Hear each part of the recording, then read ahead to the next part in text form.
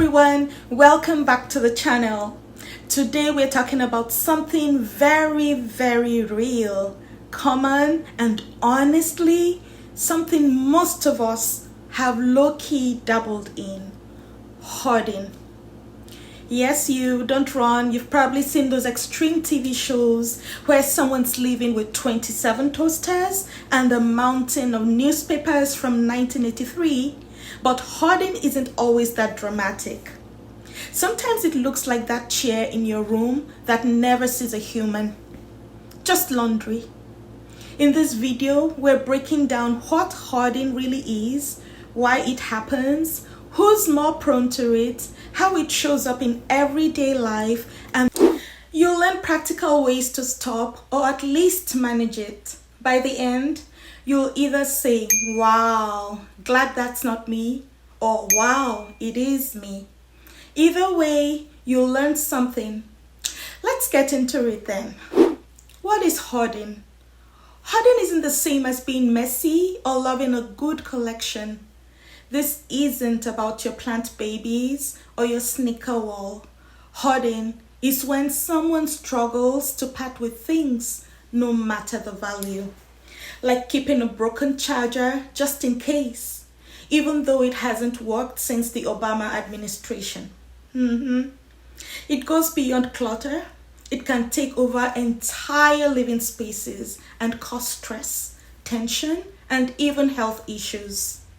According to mental health experts, hoarding is considered a disorder because it interferes with daily life. People may feel actual anxiety at the thought of throwing things away or believe items will be useful someday. And let's be honest, someday rarely comes. If it did, half of us wouldn't have a drawer full of random cables that fit devices we don't even own anymore. So why do people hoard? It's rarely just because someone likes stuff. Here are some common reasons, and don't worry, I'll try not to call you out personally. Emotional attachment. Some items hold memories, like that t-shirt from 2010 that doesn't fit you but you never know. Fear of waste. I might need this later. Spoiler, later is a myth. Perfectionism and decision paralysis. The "if I cannot organize it perfectly, I'll just keep everything" mindset. Trauma or loss. Hoarding often increases after major life events.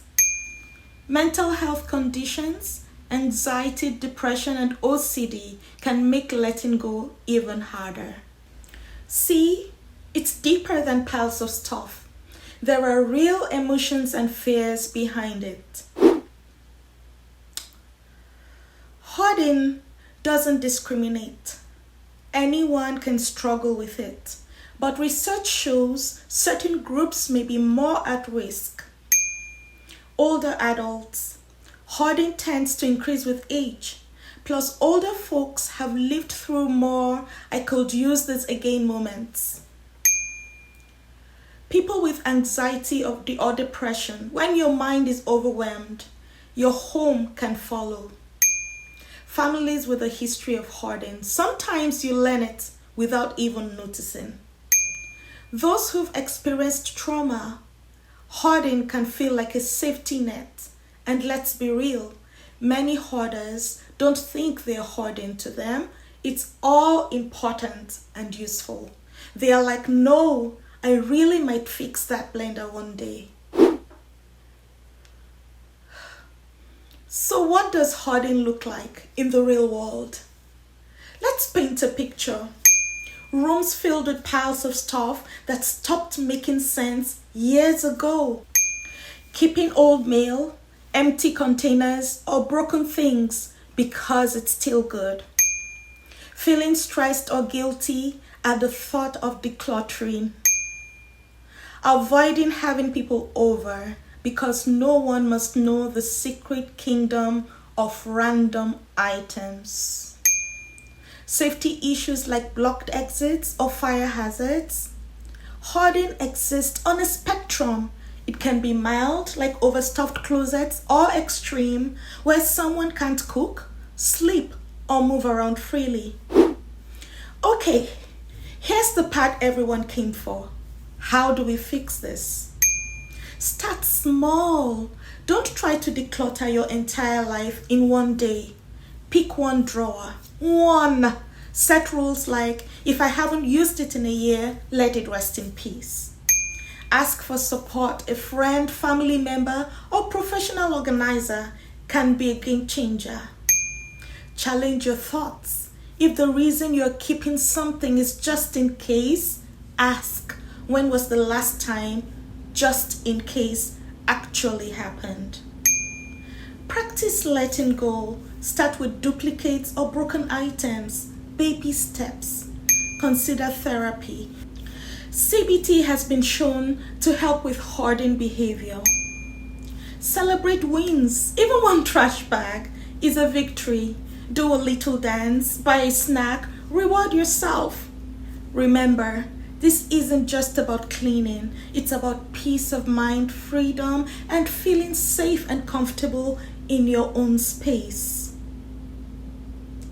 Hoarding may be tough, but it's not unbeatable. With patience, support, and the right tools, anyone can make progress. If this video helped, go ahead and hit that thumbs up. And if you're new here, subscribe for more content on mental wellness and personal growth. In the next video, we're diving into the devastating impact of clutter on mental health. Yes, clutter is doing more to your brain than you think. Thanks for hanging out with me, and I'll see you in the next one. Bye.